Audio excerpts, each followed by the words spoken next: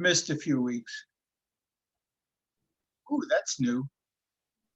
I just recorded to the cloud. I don't know if we have a cloud, but I did it that way.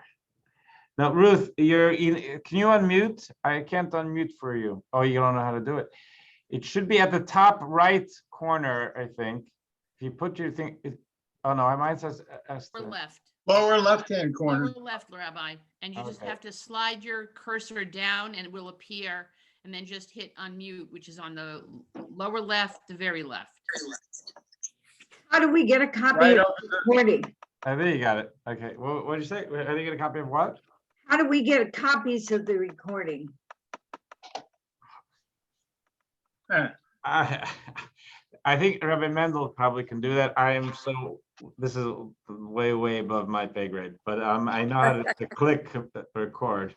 I tell my children I'm only living in the 21st century because I have to now, but I'm really a child of the 20th century. Yeah. I can't even upload a photo without them coming over and doing it on my computer. So it's really kind of humiliating to be such a moron. Not you, me. So good morning. Okay, Gennady, good morning, Stu. Good morning, Yogi. What's Max State? How are you? Baruch Hashem, how are you? Hey, Long time no see. How you been? I'm doing well, doing well. Let's see. This down. By the way, Mendy, Yes, sir. yeah, I stopped doing the transcripts because I realized that they weren't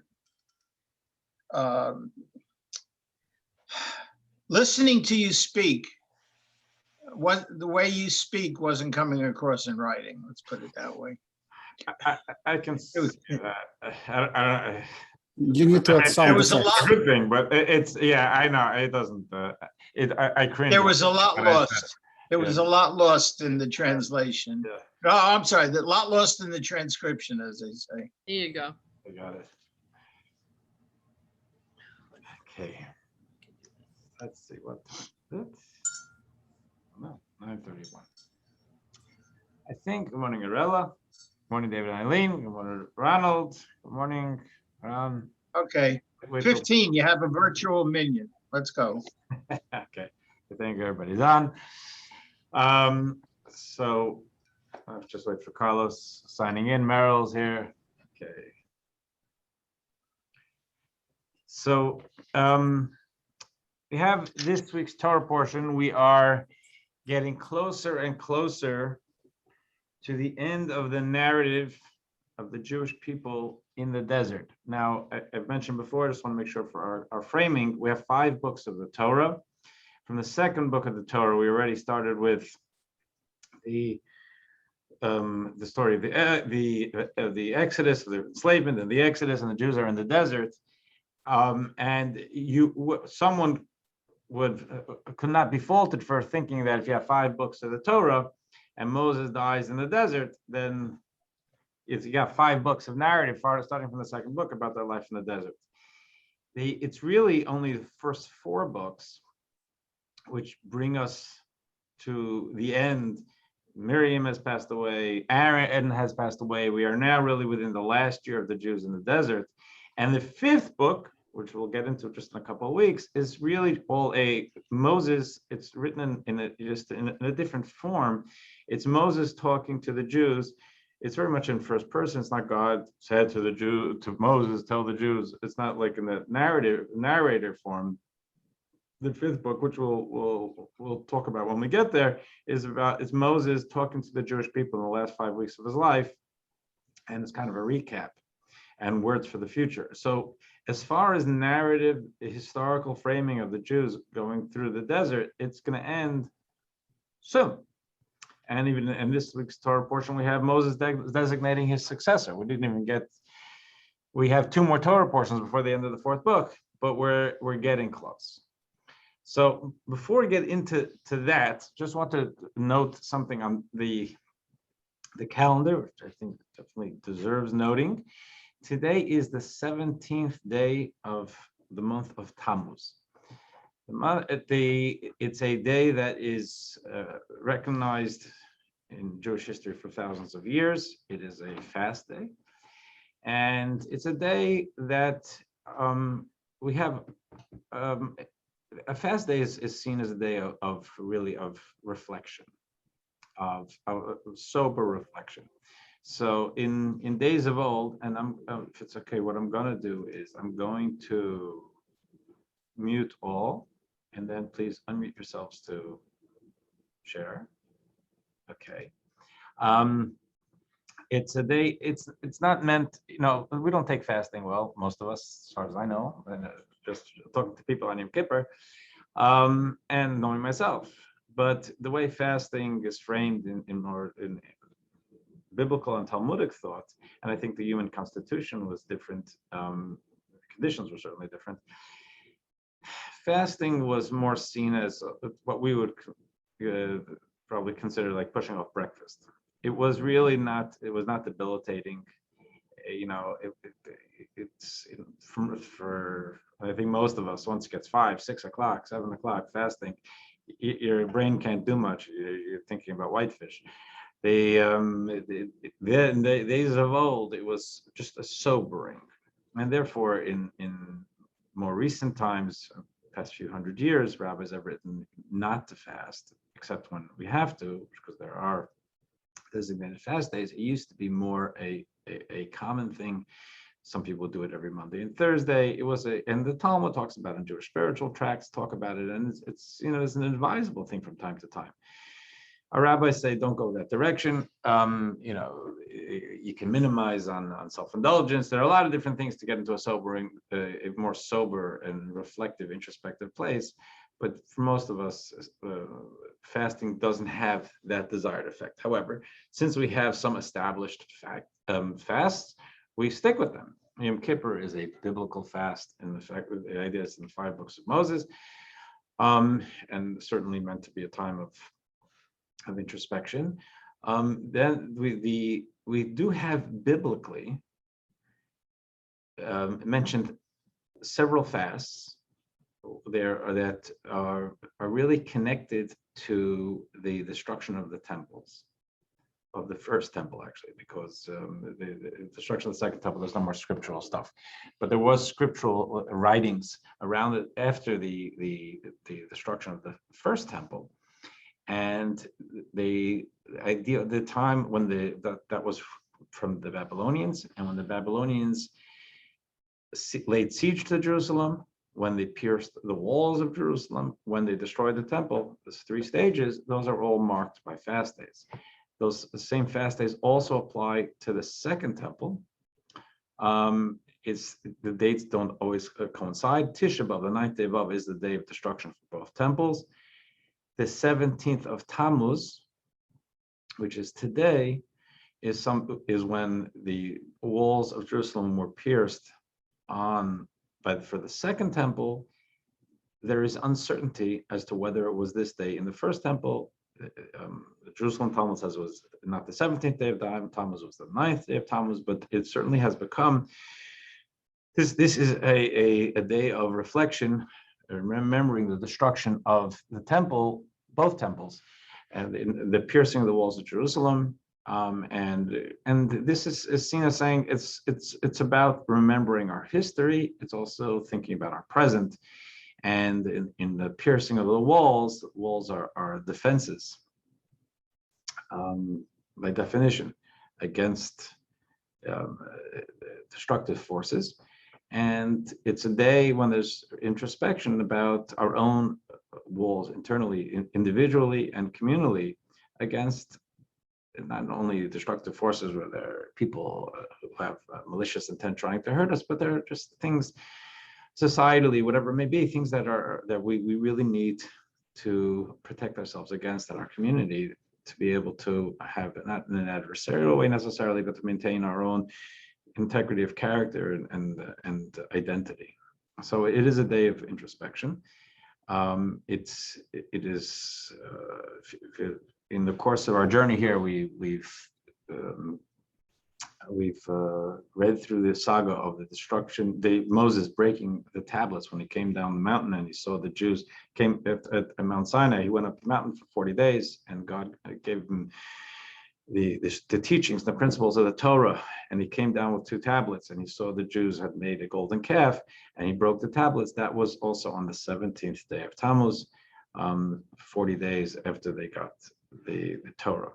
And just as a more contemporary aside, the Tammuz is the name of a month in Arabic too. Matter of fact, our month, the names of our months in the Torah, we call them months by numbers. First month, second month, third month. There are no names of months in the scripture here. There's our names. The Talmud tells us came with us, the Jews, when they came up from Babylonia after to build the second temple. They brought with them what the things from Babylonian culture, and the names are not are Jewish now, but they're inherently more Babylonian. And Tammuz is still, I believe, an Arabic name. And I do remember as a child reading Newsweek when the Israelis attacked the Osirak reactor in Iraq, Saddam Hussein's reactor. I remember being fascinated that he had nicknamed it Tammuz 17. And you know, to me, I'm gonna figure there was some malicious intent because he saw himself as an heir to Nebuchadnezzar, the Babylonian leader. Iraq is Babylonian, who destroyed the temple and destroyed the Jewish Commonwealth. So he found its way. He hoped to have it live on the 17th Tammuz. So today is a day where it's not sad per se. It's a day of introspection. We all need days for stock taking and thinking about who we are and who we need to be. And there's a certain beauty to that. Fasting isn't the greatest thing in the world, but the funnest thing in the world. But it's not about that as much as really introspection. Okay, so to our Torah portion. We are, as the Jews are now in this final stretch for entering the land of Israel. Last week, we had read that there were different tribes who were trying to destroy them. When they engaged in physical combat, they were successful. Last week, we had mentioned that there was a very spiritually sensitive, anti-Semitic leader of in the certain tribes. There was a Midianite, Moabite confederation, but he wasn't necessarily only that. And he was he's called a prophet in the Torah, and the Talmud tells us he had a very powerful capacity for prophecy, and his name was Bilam. And he tried to curse the Jews in last week's Torah portion, what we read yesterday in Shul, and God took the reins of his speech and did not allow him to curse, but his words came out as blessing. At the end of what we read yesterday, which we didn't get into last week because it's a story that carries over into this week,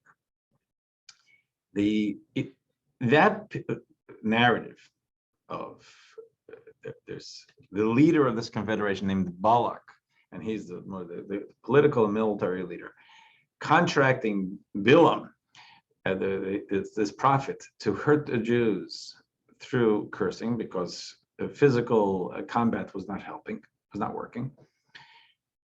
Once he fails, Bilam, all of a sudden the Torah pivots to what seems to be almost a non sequitur, where the Jews are settled and in an area called Shittim, and Moabite and Midianite women start to seduce them. So, and they seduce them to idolatry, but through seducing them first, more sexually. So, what the Talmud explains to us as far as the connectedness within the narrative of what we read yesterday is that the Bilam, when he saw that his cursing had failed, he said to Balak, their king and leader, he said, I can't do this. Obviously, God has controlled me. He's not going to let me curse them. If you want to strike at these people, weaken them spiritually. When they're unplugged from God spiritually, they'll become vulnerable. And their Achilles heel is both with their try and get at them more sexually, to get them sexually misbehave, and certainly idolatry and rejecting God. So that's what they did. They set up, I guess, honey traps, I guess you could call it, just to try to get people to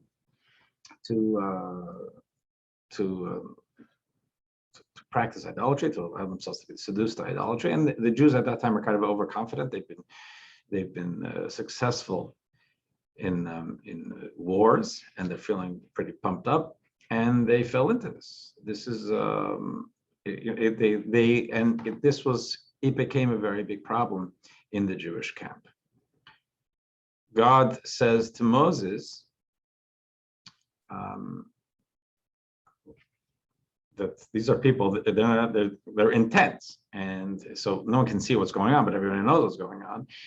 So God says to Moses that there will be assemble everyone, and the sun will shine on the guilty people. Who has been doing this. Now, as this is going on, and there's this kind of frenzy because all these girls are there and doing whatever what these guys want, and then Moses is standing up to them. The members of the tribe of Shimon, there are 12 tribes there are actually 13 tribes of Israel, but 13, they're all children of Jacob and his wives, and Shimon is the second oldest, Reuben is the oldest, and I guess there were more of those Shimonites involved in this, and they come to their leader named Zimri, and they say, "Save us! This is not. We're facing punishment for what we've done, and you're our guy." So he goes to Moses in front of everyone, and he confronts Moses, and in front of the people, and he has a Midianite woman with him, actually the daughter of Balak, who is the king of that confederation. And he says, "Who did you marry?" Says to Moses, "You married a Midianite woman." His wife was Zipporah. We've spoken about that. So, what's good for the goose is good for the gander.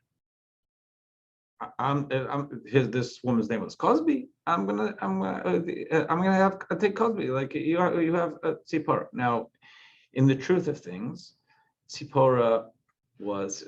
Moses married Zipporah before the Torah was given, so there was no such thing really yet of the official type of conversion that we have. She just did join the Hebrew clan, and then eventually, once the Torah was given, she was as Jewish as anybody else. So it was kind of a distraction and a red herring, but he did go with that. This Zimri challenges Moses, and actually starts to copulate with this Zimri, with this Cosby. So what the Torah says is really that Moses froze. Doesn't use that term, but he didn't know. He did not act. Now, one of the things that the commentators say is that it was because he once he is personally attacked, and once this is something about him, where it's not about his leadership role, not about the Jewish people, but now about his own integrity. Once he's personally involved, he has to be very careful about making a judge should recuse themselves when they're personally involved. So he was frozen also by, again, the different why he was frozen, how he was frozen is a matter of interpretation and conjecture. But the idea is that that's one element that may have that commentators say may have played itself in, because what do we do now? There's this, but now it's about me, and I can't adjudicate this. So what the Torah does say pretty clearly is that people are crying and nobody's doing anything. So Moses' great nephew Pinchas. What the Torah tells us is that he stood up and the language is he was zealous for God, and he speared this Zimri and Cosby, the leader of the Shemonite tribe, and this Midianite woman, Cosby, was Balak's daughter. He speared them, he killed them. Now, that should be kind of a disturbing thing, anecdote for people, because it looks extrajudicial, vigilante. It's not the way we do work.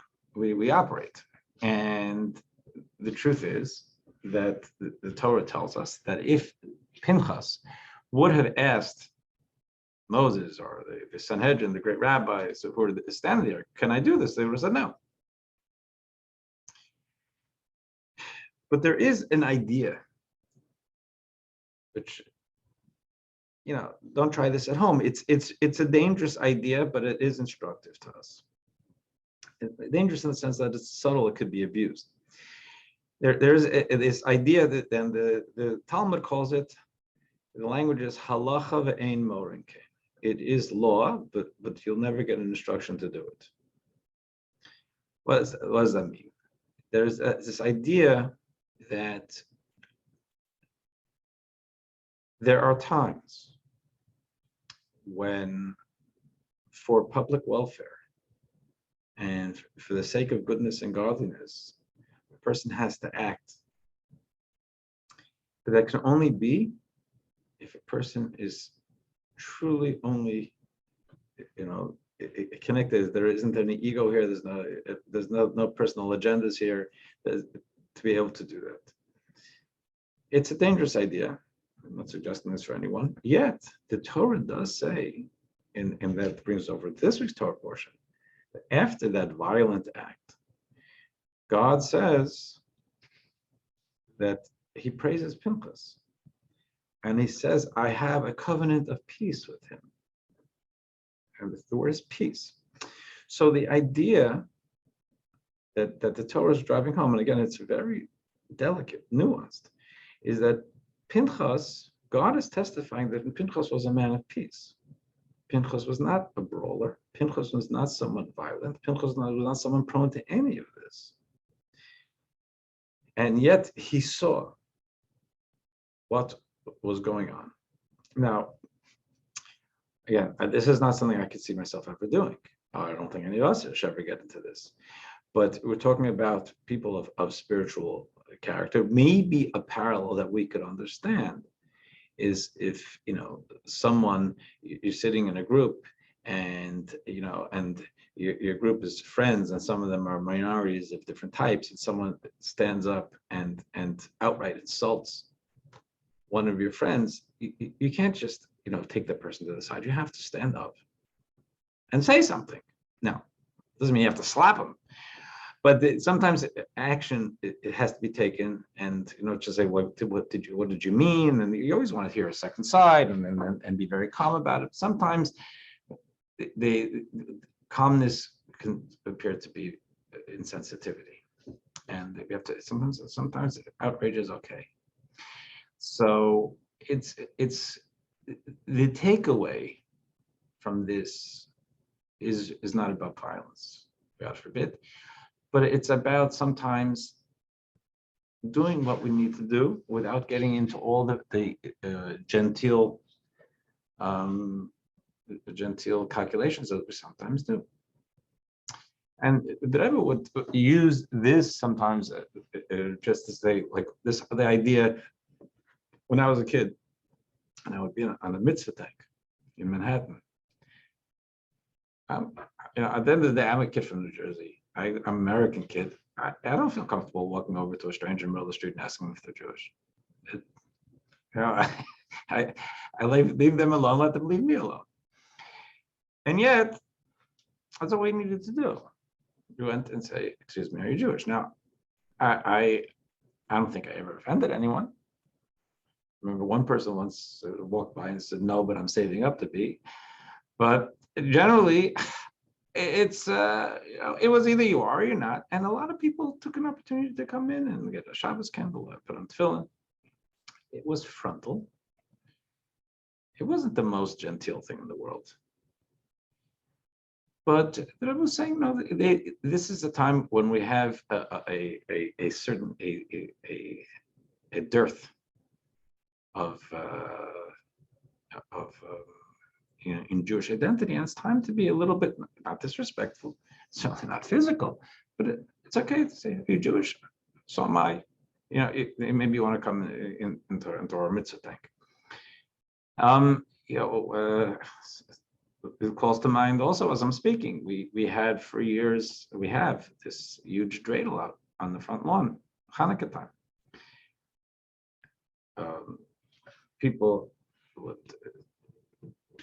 Artistic people told me over the years that the colors were.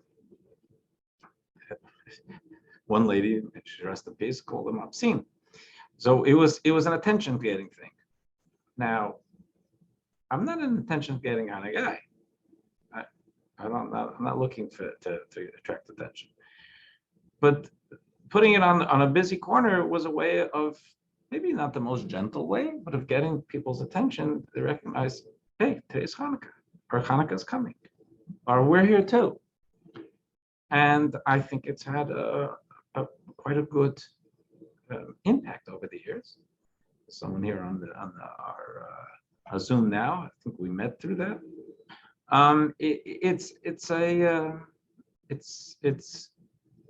That was one of the things that I'm pushing. We want to be nice and gentle and quiet, but right now we don't have that luxury. It's okay to not be so quiet, in order to not for the sake of just getting attention, but the idea of jogging people's psyche and tickling people's inertia. So it's not. It's certainly an episode that is taken in Torah thought generally as actually God says it was good, so that's for sure. Now there is. I remember years ago I saw a writing of Rabbi Yitzchak Cohen Cook, the first chief rabbi of Israel. And he put a spin on this spin. He framed this in a way where he said that what Pinchas did was good, but it's not coincidental that this Torah portion goes on to tell us that Moses deputized or nominated Joshua as his successor and not Pinchas. And what he writes is that Pinchas would have been a very a go-to person as successor for Moses, but while what he did was praiseworthy, as God says, we're not going to argue with that. So that response, God said that was great, but a leader will find someone who doesn't get so excited, who doesn't express it that way. He's a very legitimate source of Cook, and frankly, it's always bothered me at some level. It didn't bother God. It doesn't bother me in its core. Obviously, it was okay, but how to translate it into my life has never been a seamless transition, because what am I supposed to do with that? I think the Rebbe is using it to just tell me to guide, to say we have to do the right thing, even if sometimes we're breaking our normal, gentle bounds and being more outgoing. That I can handle. It's not obviously a direct translation of what went on there, but it's in this Torah portion for sure. In this, the Torah goes on to say in this week's portion that start to prepare the Jews. They're about to go into Israel. They're now within, let's say, half a year or so, a little bit more perhaps, of going into Israel. And if they're going to go into Israel, now they're going to become farmers. It's going to be an agricultural society overwhelmingly. And they have to apportion the land. They have to take the land and they have to apportion it. And the Torah says that there's 12 tribes. The tribe of Levi, just for our own Judaic Torah awareness, just to keep this in mind, Jacob and his wives had 12 sons. Those are the 12 tribes. But Joseph, who's one of the 12 sons, he goes down to Egypt, and he has two sons, Manasseh and Ephraim. And when Jacob and the family comes down to Egypt, and Joseph has saved them from a famine, and Jacob meets his grandchildren, and they live together for 17 years. He says, he was very proud of the fact that they grew up as loyal monotheists, even though they grew up in Egypt and for the Egyptian royalty, so to speak. Jacob says explicitly that Ephraim and Manasseh will both be tribes, just like Reuben and Shimon, the first two who were born. In other words, like the children. That's a verse at the end of the first book of the Torah. So if that's the case, so Joseph, there's no tribe of Joseph. Joseph is two tribes, Manasseh and Ephraim. But if you have two tribes and he had 12 before that, and you split one into two, now you have 13. And indeed, in that sense, there are 13 tribes of Israel. When it comes to the encampments, the allotment of land, a lot of the different functional things, there's actually only 12, because the tribe of Levi and Kohens are a subset of Levi. So Kohens and Levis, it's all one tribe. They were public servants, and they were not part of the normal structure, what we call the normal structure of function.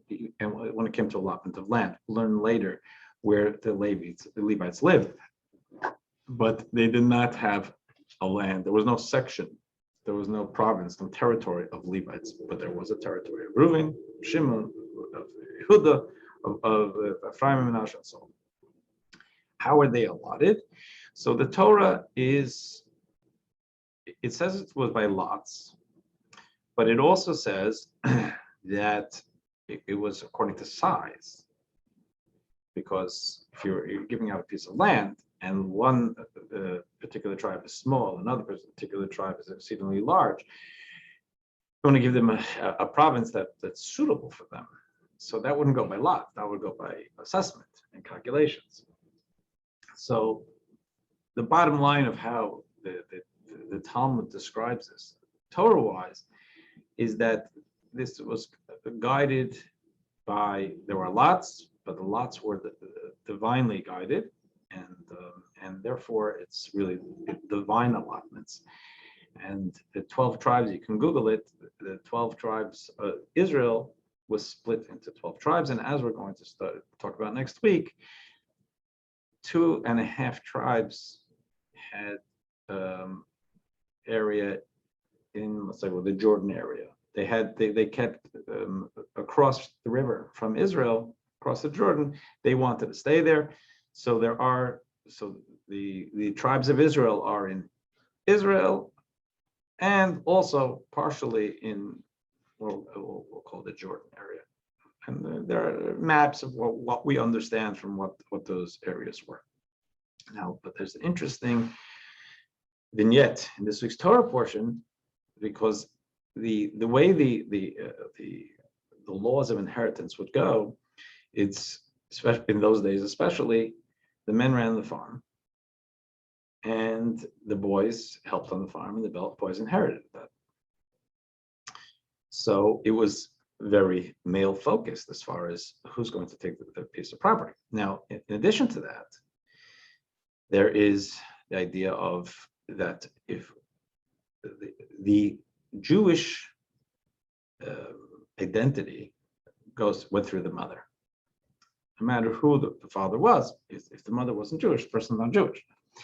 And no matter who the father is or the mother is Jewish, the kid's Jewish. It's a matrilineal descent. It's been for thousands of years since we got the Torah. But the essential identity passed through the mother. The tribal identity went by the father. So if a young man from the tribe of Reuven married a young woman from the tribe of Shimon, the family was a Reuven family, and she also adopted the Reuven, and they're all from the Reuven family, and that's one way. Also, the tribal properties stayed the same because it all went through the sons, and the sons stayed there, and they may be marrying a woman from a different property, a different tribe, but she joined the family and the tribal family of her husband, and the inheritance went that way. Torah talks, this week's Torah portion is that 5 sisters who they're not married yet. They don't have any brothers, and their father dies. So what do we do now?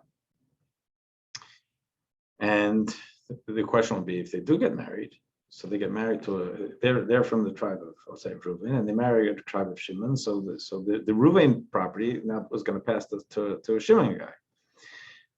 They come to Moses, and they asked Moses, they said to Moses, what's our father has property, our family had property, our father didn't have sons, but he died. Now what? It goes to the tribe, or it go to us? So Moses says, it's one of those rare occasions, and Moses says, I'll check with management. He turns to God. What do I do? And God says, the daughters, his name, they're called the daughters of, we know their names. They're all spelled out. Their father's name was Slavchad. And God says, Cain Benos Slavchad Dobros, that the daughters of Slavchad are speaking correctly. And they should inherit. And that becomes part of Jewish law also, that daughters will inherit from the family estate, whatever it is. And how they work that out later, if they got married, so on, is within Jewish law. It's beyond this conversation. But it's these women who are clear, they're portrayed as women of not just women who wanted an inheritance. They're women who cared. They cared about the land. And they're not in Israel yet anyway, right? So it's not about a piece of land that see when they get in over there. But as they cross over, they cared about the land, they cared about the Torah, they cared about the place, their place in the Torah system. And they come with sincerity and with spiritual grounding. They ask this question, and God responds and says, yes, here's an addendum, so to speak, or if it wasn't an addendum, here's something for Torah, for posterity. The law, as generated by the daughters of Slavchad, about the women's place and the daughter's place within the laws of inheritance. Okay, so then the Torah goes on to Joshua, and Moses is now, he knows he's going to die in the desert. He's still going to battle to try and get into Israel, but he knows he's supposed to die in the desert. Aaron has already passed on. Miriam has already passed on. He knows that they're going over. So now God tells him, take a successor. Now, the Talmud tells us he had hope for his kids to be a successor. but his kids were not seen as up to it.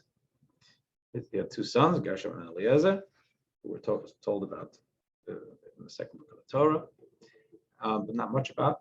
And God tells him to take Joshua. Joshua has been already described as his loyal disciple, never leaving his tent. In other words, attending to him. And we discussed just a couple of weeks ago this idea that never leaving his tent means that it wasn't only that he was studying laws and taking notes and studying Torah. He was learning life. He was learning interaction. He was learning how to practice Torah. Someone called me this week about trying to find. He's moved out of town, and he's looking for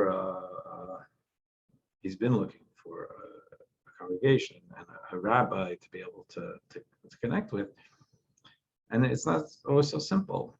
And he's serious about it.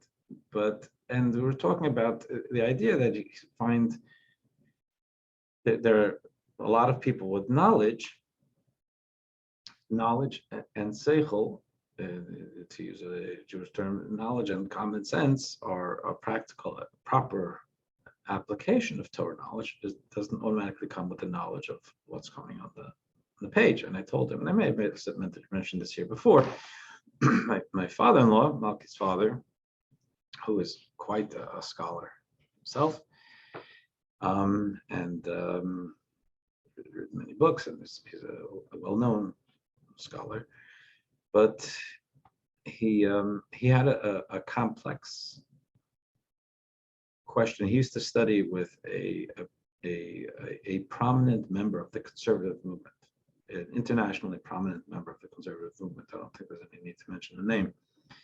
And there was a complex halachic question arose regarding this gentleman and his family. It was very delicate. And my father-in-law asked the Rebbe, when he was in a private moment with the Rebbe, asked the Rebbe what he should do about it. And the Rebbe told my father-in-law to find a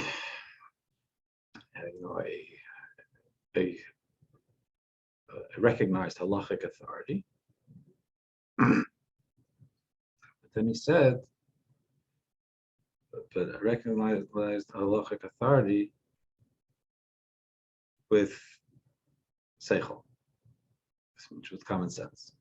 In other words, you can be a recognized halachic authority, but you don't necessarily have the common sense for application, for understanding not only the question, but the questioner and the variables in Jewish law, and to find the right lane for this person in their spot in life right now, to be able to help them along their journey. So in Jewish law, we call it shimush. When a person is starting to be a rabbi, or a practicing rabbi, there's something called shimush, which is taken actually from the word of how Joshua is. Shimush means serving their teacher, not just studying from the teacher, being with them, hearing how they interact, hearing how they interface, hearing what they choose to respond, and then figuring out, why did you choose that when it could have been something else? Or why, when the law says that this, but you chose, to go a little lenient here. Why? So because those are all very, very critical parts of the leadership. It's not textbook stuff. Torah is sacred. Torah guidelines are sacred. Torah law is sacred.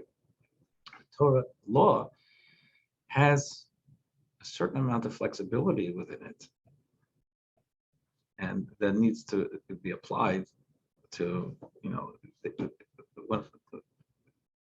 needs to be available to the rabbi when it's assessed that this would be best for the questioner. So he does. It says he puts his hand on Joshua, Joshua, that's called smicha in Hebrew. Smicha means to lean. So he leans his hands on Joshua, and that's why ordination is called smicha until today. And smicha became a way of rabbinic ordination. I think I've mentioned that rabbinic ordination lapsed somewhere in the 4th century. So what we have today, smicha, is not the same as the smicha of the Torah or the times of the Talmud, but it's a term used for giving someone authority to call themselves a rabbi, pretty much, because otherwise it doesn't mean much. We don't. It just means you know something, and someone has to judge you to be a rabbi. So Joshua is given this job, and one of the ways he's described, because there are descriptions of his leadership, of his profile and his personality type. What it says here is that he's a person, a person with a spirit in him. We all have a spirit in us, but or maybe what does that mean? What kind of spirit? And the Talmud says it doesn't mean that he had a spirit in him. It's that he had within him the capacity to understand the spirit in different people. In other words, he understood that leadership means recognizing that you have a multifaceted group of people with different needs, different perspectives, very different opinions. And even though sometimes rules have to be rules, and sometimes you have to do something for the collective, to recognize that you can't just sit ex cathedra in an ivory tower and decide what should be. You really need to get to know the people and people's struggles and people's attitudes and try to adapt it as much as possible. And even when things can't be adapted, try to recognize and to meet those people and engage those people who are not going to be so happy with a type of law, because understand them, they're not just necessarily just disgruntled, but because they think differently. So the leadership is really, leadership is like parenting in that sense, and recognizing that people are different, kids are different. If you have a bunch of kids, some of it's genetic, some of it obviously it's nature and nurture. So, but even within it can be in your mind you're nurturing them all the same, but they just grow up different. It's not necessarily better or worse. Maybe one may be more like you or less like you, but the fact is they're all your kids, and they all have to be heard and shepherded as people who matter. And if there's something that's a family rule that does not easily, where one of those kids can't easily fit into it, it's not just something to be ignored, but there's a human being who has a child who's having a problem with that specific setting or idea or concept and behavior, and you got to work with it and see what we can do to try and make it easier.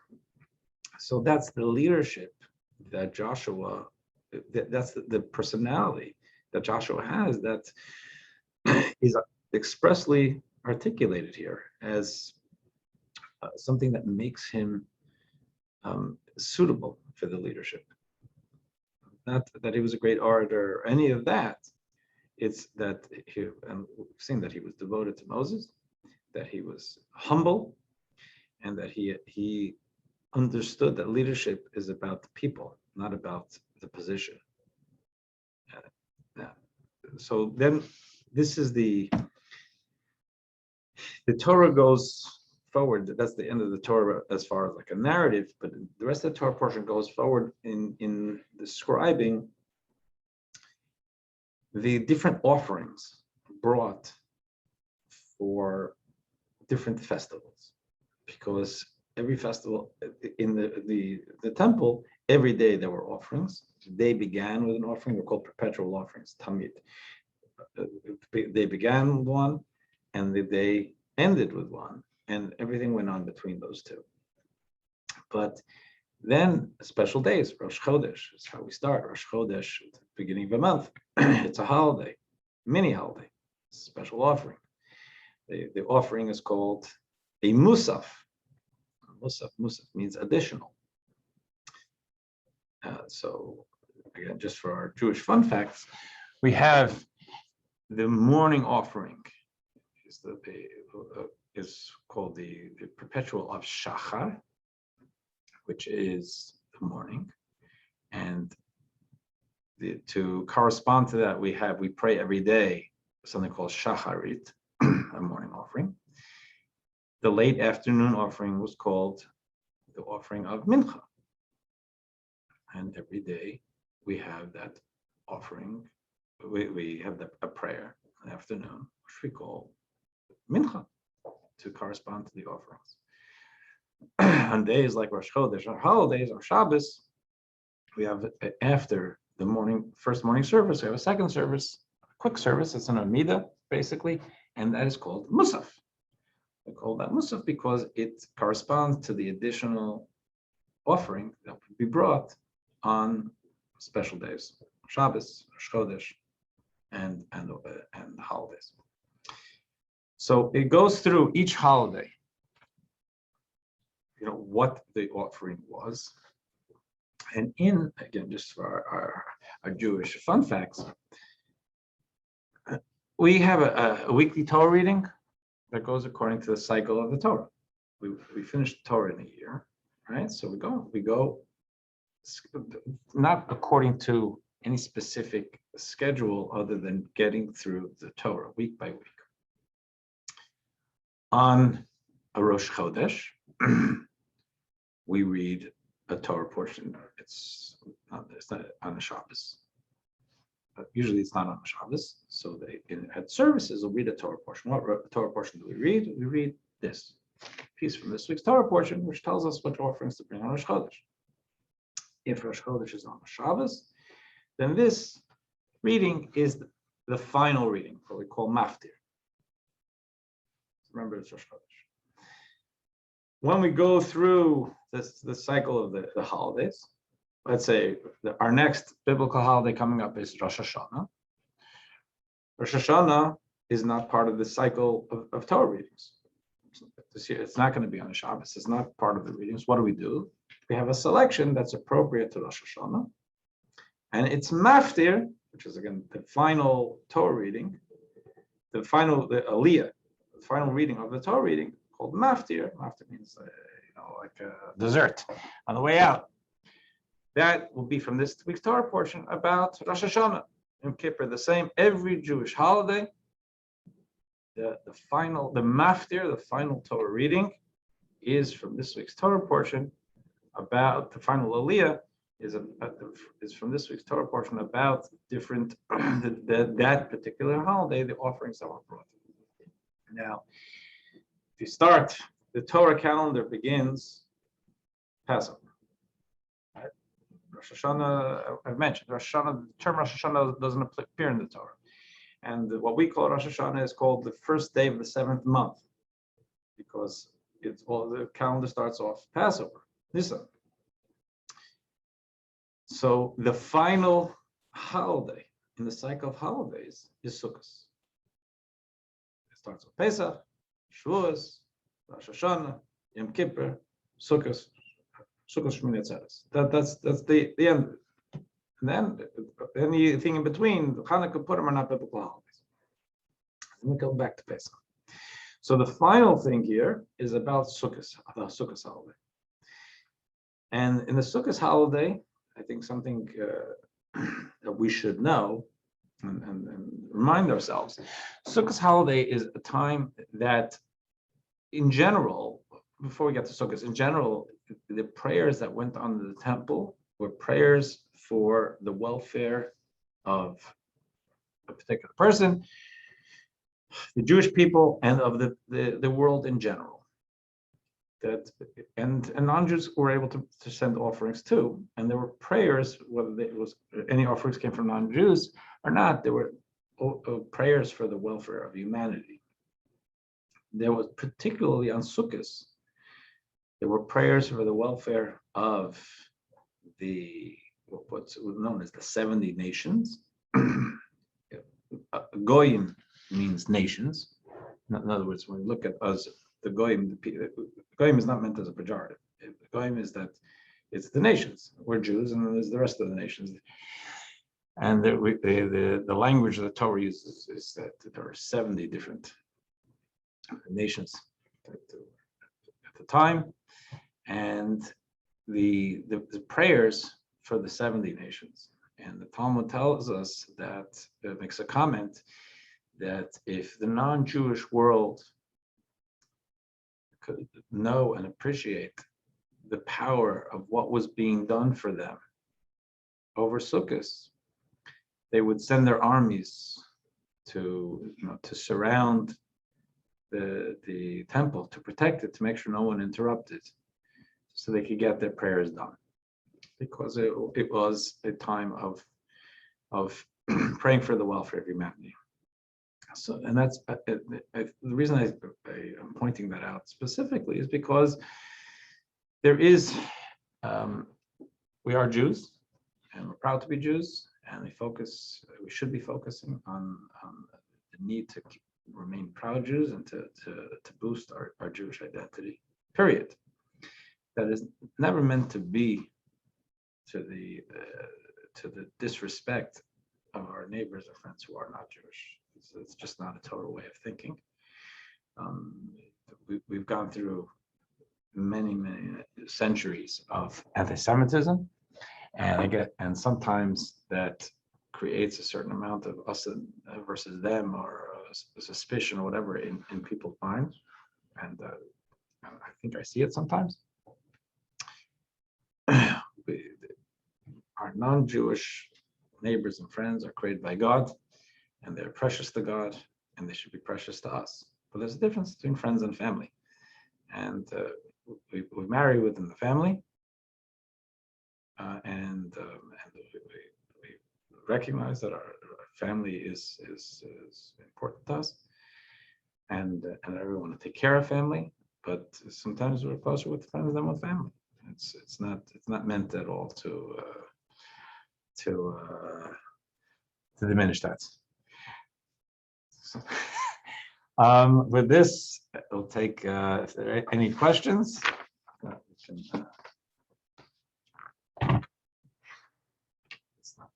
All right. I'll Oh, there we go. throw something in. Go ahead, Scott. Hold on. Okay. Scott, you asking something? Yes. Okay, go ahead. So, first of all, I'm glad to hear that outrage is okay sometimes.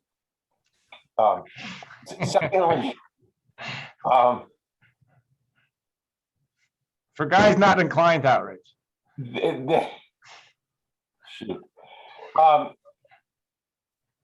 One of the things that has always sort of troubled and puzzled me is anything that comes out of the Torah that says, well, this was okay under those circumstances because, and then fill in the blank, but it's not okay now. And, the rabbis explain why and all of that, but we live in a world where, right, over the millennia, like so much has been justified, so many terrible things, right, have been justified in the name of religion and continue to be, and we live in a world today where, like, people, never mind the Torah or sort of ancient teachings, but people look at like today's reality and see it so differently. They can't figure out like A from B. And so what's the, like, what do you think the plan was? That I kind of get that in a world of free choice and free will, that you can't have like a God that kind of publishes a comprehensive rule book, because it's kind of, if you take that to the extreme, then there is no free will. But it just always troubles me that there are these stories that, or these situations where, you know, like you said, well, I wouldn't do this, and I don't recommend it today, but it was okay under those circumstances. And that's your teaching, and then somebody else's teaching is, and I don't mean another rabbi, another Chabad rabbi, but right, is gonna look at it differently, and it's gonna stretch something, further, and it's gonna lead to, adverse consequences. And so there's always this tension to me between like some fundamental sense of truth or what's right and wrong versus like how things get justified. I assume you're talking about the Pinchas story, right? Right. Yeah. Okay. I totally agree with everything you just said. So, but how do I reconcile? How do I see it this way? Now, I believe in God. I believe in Torah. I believe in a loving God and a Torah of peace. That I have that. That's to me, that's an inviolable. But then I have these things that go, but what about that? And there are some things I still struggle with. It's not easy for me to hear some of the things about the Amalek. I understand that evil has to be stamped out and eradicated. It's just, the language is a bit much for me. But I think that's more that I'm waiting for me to get to a spot where I get it more than me questioning Torah, because I evolve in the different things, so they start to settle in on me. When it comes to what happened with Pinchas, I've told you, it's always troubled me. Now, years and years ago, shortly after I moved here, and I saw that piece I said about from Rav Kook, where he's knocking Pinchas. Okay, God doesn't, but he does. And I stood up in shul, it was in the house we had here, and I said it. I shared it because, frankly, it made me feel a little better, because here was somebody, he's seeing it as violence, and it didn't really sit well with me. And then someone walked over to me in shul, someone who had a pretty traditional upbringing. He knew his way around Torah. He said, "I'm so happy you shared that." I couldn't stand that we're always praising this guy. I'm glad you finally criticized him. It made me feel bad. It made me feel badly that I had to be more careful about how I spoke, because this week's Torah portion, God says he's a good guy. That's it. What am I supposed to say with that? Rav Kook is certainly a very, very valuable resource. I don't think he's not arguing with God. What he's saying is that it's a very, very nuanced, careful thing, was the use of violence, even to a good end. So why would God put this in the Torah? I'm not in management. You know that. I wasn't part of the editorial committee. I don't know how. It doesn't. If I have to pick, something to read, a piece of Torah for people who have come to shul for the first time, I guarantee you it ain't going to be this. Because where do I go with that? And I think it has to be put into a context that you can even begin to get it in a healthy way. The way I'm taking it, the way I can digest it, is that the Torah is giving us an outlier. That it's clearly that even if he would have gone to rabbis, they would have said, "Don't do it." Okay, Moses there, he didn't do it. And from the Torah, there you can see on the Talmud unpacks that if he would have asked, he wouldn't have gotten permission. If Cosby would have hidden back and killed him, Cosby would have been innocent. He wasn't doing any judicial work. It's all extrajudicial. So that, by definition, is an outlier. But God is telling us that sometimes some heat is okay if it's pure. Like in the Hasidic world I grew up on stars, but in the Hasidic world I studied it and I marinated it.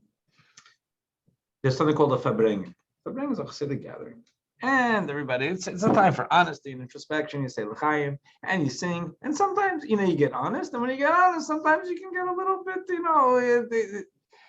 push someone's buttons because it's, it needs, you feel that something needs to be said. The axiom I was taught as a kid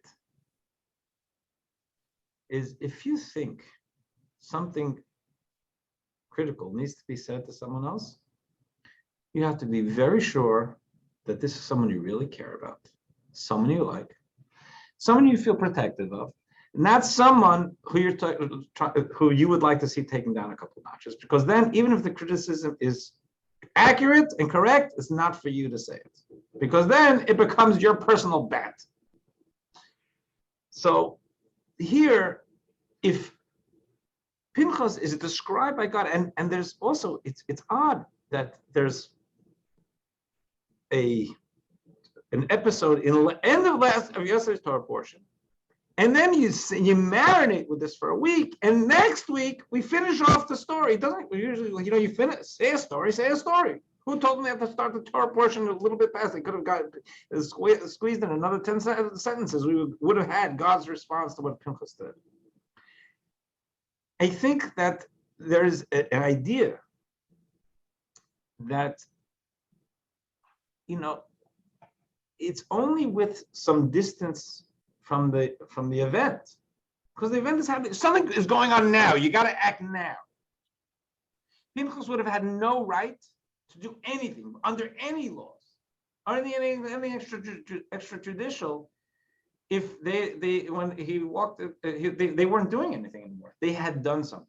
Well, then take them to court. Let them take care of it. They were in the middle of flagrantly flouting God's law, Mosaic law, and he wanted to stop it.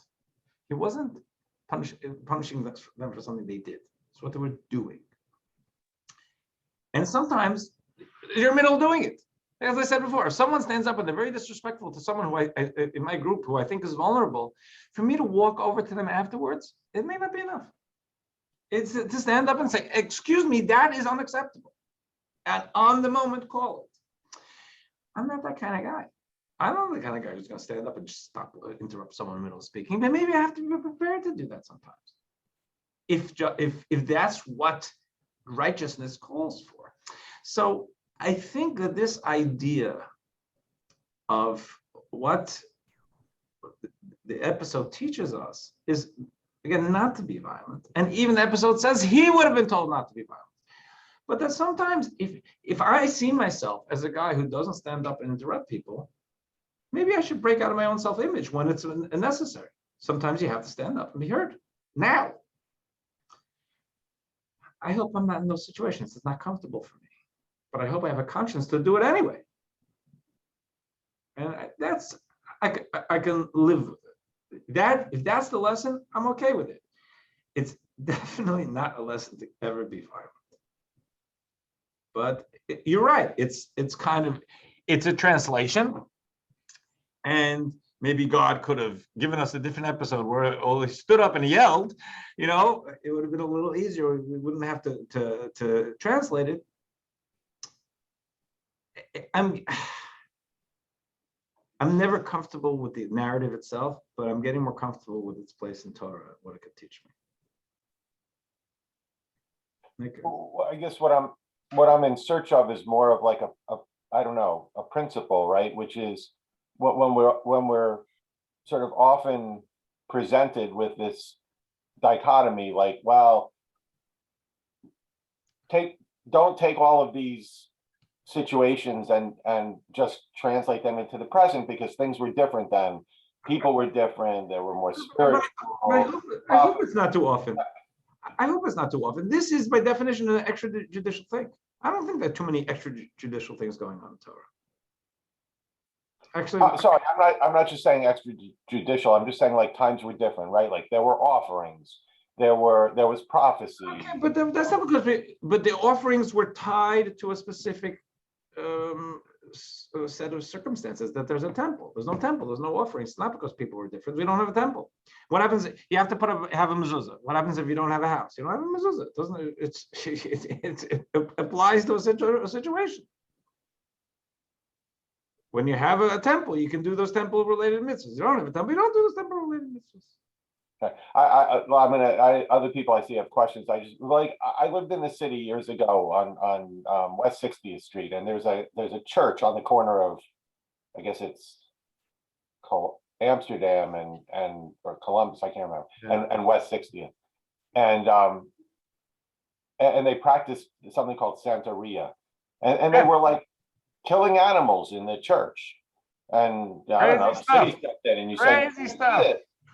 like, that's their temple. Like, I'm trying to Killing figure out how animals? humanity That's is crazy. supposed to draw the lines, particularly the goyim, we'll say, right? Like the rest of the nations who aren't taking like their direction from rabbis, and how that's healthy in our world. We did not stop bringing offerings because of our sensitivity to animals.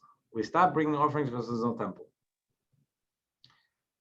Now, God willing, Mashiach comes today. Am I totally going to get the whole offering thing? Not the way I'm thinking right now, but maybe my mind will change when Mashiach comes. I'm waiting to see. But times were different. I don't know, and therefore we understand things differently. I agree with that. But it doesn't mean we change the law because times changed. There's no more thing. Times change. That's why I don't think we should. I think we should be careful judging Thomas Jefferson having a slave because times changed. I wouldn't have one today, but his norms were different. It's terrible, but it doesn't mean he's a terrible person because he lived in the norm with the norms of the time. Sorry if I offended anyone. There are I get that, and yes, and certainly there are understandings change, and our approaches. The Western style of thinking in 2021 is not the style of thinking of Babylonian Jews in 500 BCE. That's for sure. But Rabbi, you tell the Torah is timeless, and the laws of Torah are set in stone. Forgive me for the pun. Correct. It doesn't matter how our society changes, the Torah law and Torah rule is, set. So if there is a situation where all the parameters are exactly well defined, have all the parameters, there will only be one Torah ruling on that. That's not necessarily true. No, it's It not. isn't. No, not necessarily. How can you have two Torah ruling where every parameter of the situation is tightly defined? Because Torah is more sophisticated and nuanced than you just presented it. Well, a nuancing will be based on variation on the parameters of the situation. But if the parameters are completely 100%, what about the parameters of the questioner? What about parameters? So that's also set in stone. No, it's not. No, it's not. What happens if someone comes? They have an expensive piece of meat, and milk fell on it, and they ask me about whether they can, if there's something they can have for dinner. So you could have two answers to that. There are certain areas of Jewish law where the rabbis.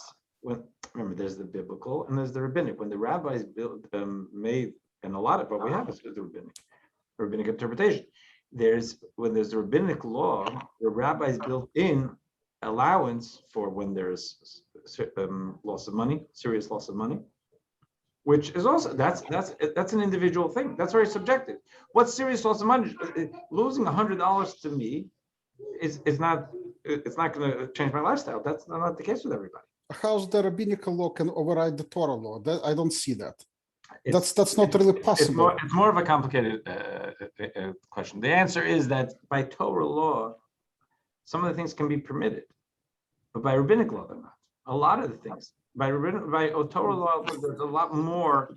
There's a leniency, but where I can't go, I'm relying on biblical law and bypassing the rabbis. I can't do that. But you're turning around what I said. I said opposite. I said that rabbinical law cannot override the Torah law. I'm obviously not being clear about is that when it comes to a drop of milk falling on a piece of steak, biblical law is going to be much more lenient than rabbinic law. And we follow law as it's coming through the rabbis. And I don't have the right to just say I'm going to forget the rabbis and go with biblical law. Once the rabbis have set up the structure, I have to follow the rabbis because the Torah tells me I have to follow the rabbis. The rabbis, when they set it up, said that, you know something, you can be more lenient on this in the case of, let's say it's going to be financially too burdensome for the questioner, or there's a question of public welfare, whatever it may be. And if those two questions are also well defined, should we go back to Torah law and rabbinical law is irrelevant? You can never, rabbinical law is never irrelevant. You only go back to Torah law when rabbinic law tells you to. Rabbinic law is the conduit through which we have Torah law. That's what the Torah says. So if a couple where a wife is a Gentile and the husband is Jewish has a child and comes to Rabbi, a father says, I don't feel well about it. I feel like my child should be Jewish. Yeah. And the rabbi can make a ruling which will override the Torah because father's feelings were hurt. No, there's only so much you can do. Believe me. Aha. If I could do that, I got a lot of business. But it's not. It's only within a certain capacity. Where that's why you have to know the law. That's the thing. You could say, well, but that's the way it is today. But tomorrow it'll be different, and this is how things get stretched. And then you have. I don't. Those laws are not changed. Those laws. Well, but to you cannot, but like to conservatives they are, to reform they are. I can't speak for all of you. Exactly. What's that? What's Ruth saying? I'm saying exactly. That's the problem. I mean, it's, I can somewhat speak for halachic Judaism. I can't speak for everyone else. But what I'm looking for is the articulation of a principle that should go, because never mind different takes on Judaism, but what do all the non-Jews in this world do who aren't being guided by rabbis? Like if the idea for and Jews are supposed to be a light unto the world, so how are we supposed to convey the good from the bad, the right from the wrong? What do you point to when you have these situations that are, sort of justified, but certainly not things that you would ever say like you should be done today? But what's the principle? I think that we're mixing two things. There's the Jewish law, which definitely goes with principles. Then you're talking about whether or not that someone can go and spear two people doing something they were doing in the Torah portion. Jewish law always said you cannot. But the Torah says that it's in a rare case. And the principle is a rare case, and rare exceptions are a problem with principles, but sometimes exceptions are necessary with rules. And that's a rare exception. It's an outlier, and God testifies that it worked in this case, but that's not something you can assume. Rabbi? And yes, I'm sorry. Donna, I just saw your notes. Go ahead. No. I was a lot of things are going through my mind right now. Two of them are, I remember when Yitzhak Rabin was killed, and I also remember when exactly. there was a zealot who slaughtered a bunch of Muslims at the cave of Machpelah. Okay, those two, I'm just drawing reference to those two people and what the world's reaction was to them. Oh, that's one thing that I want to bring up to possibly discuss. And the other is that Pinchas was not the only zealot. There were other zealots. One of them was Moses. And Moses, when he saw what we were doing, which was actually idolatry, he smashed the tablets. Right. And what comes to my mind is that first he had this big discussion with God, right? About God, don't get angry at the Jews. But then Moses himself got angry. Yeah. Okay. Okay. And like it occurs to me that he sort of softened the punishment. I don't know if that's the word, but I mean, if God was going to do what God was going to do, okay, which was wipe us out, that would have been really bad. So Moses stepped in and said, no, no, no, don't do that. And then he turned around and he's the one who got angry and he smashed the tablets, and maybe that was good, maybe that was bad, but it was a lot better than wiping us out. So he was a zealot, right? But he dropped it down a whole bunch of notches. Okay. And then you go to Pinchas, and I'm not an expert in what was going on then, but I guess, you know, how does he compare to Moses, like in terms of the thought process that went through his head, if we can even begin to know what Moses and Pinchas's thought process was? And then how do you then in a continuum evaluate what happened with the modern day zealots, you know, the ones who took out Rabin and that other one, you know, in the cave of Machlah? How do you? Okay, so I don't, that's a really good question. And unfortunately, I don't have any insight into the mindset and the soul of, what's his name? Yigal Amir, maybe? Who's the guy who killed Rabin? And Baruch Goldstein. But to me, they don't belong in the same the breath or sentence, chapter, book as Moses and Pinchas, because I found those acts to be a chilul Hashem. It was terrible what they did. I too. So I don't know. But they in their minds.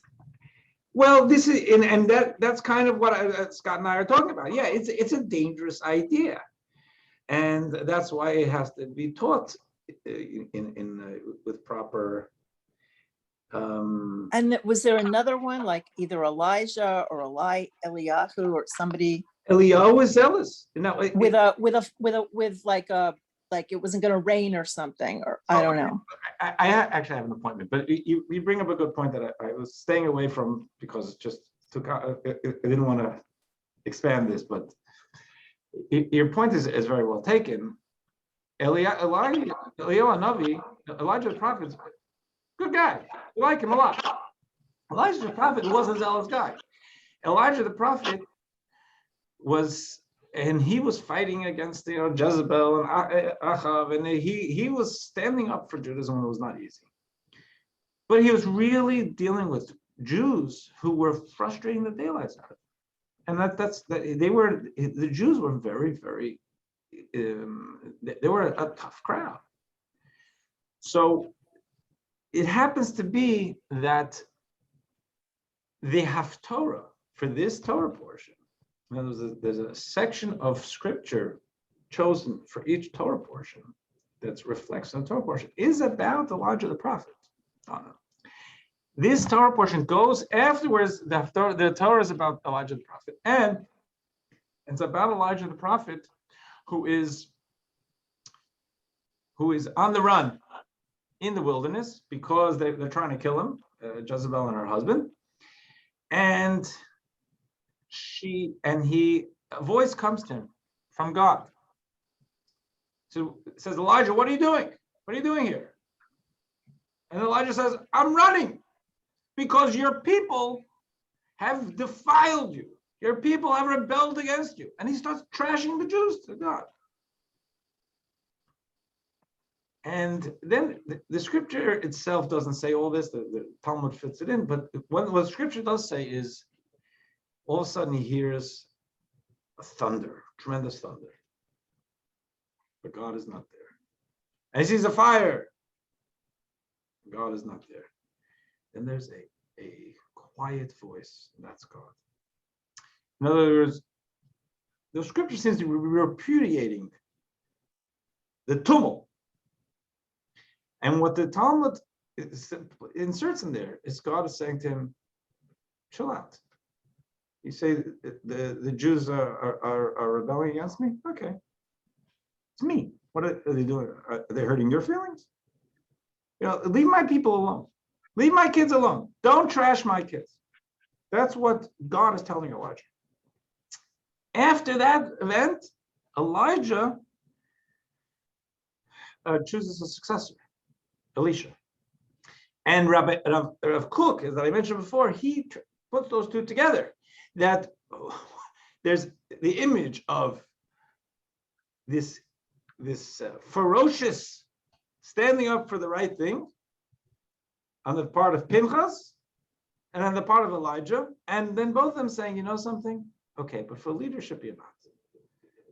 Leadership goes to Joshua, and now it's time for Elijah to hang up his cleats and goes to Elisha, because it's not seen as, even though Elijah is fantastic, it's not seen as a positive that he came out so ferociously against the Jewish people. To God. He wasn't writing an op-ed, an anti-Semitic op-ed. He was talking to God. Look, I'm on your side. Look what they're doing to us. And God said, what do you mean our side? You're over there. They're my kids. Don't talk like that. So he was like the inverse of Moses, meaning Moses was trying to drop it down. In that sense. Again, Elijah's great. Wonderful. But in this episode, for sure, it's not the Moses. All right. Catch you next week. Thank you. Be well. Bye-bye.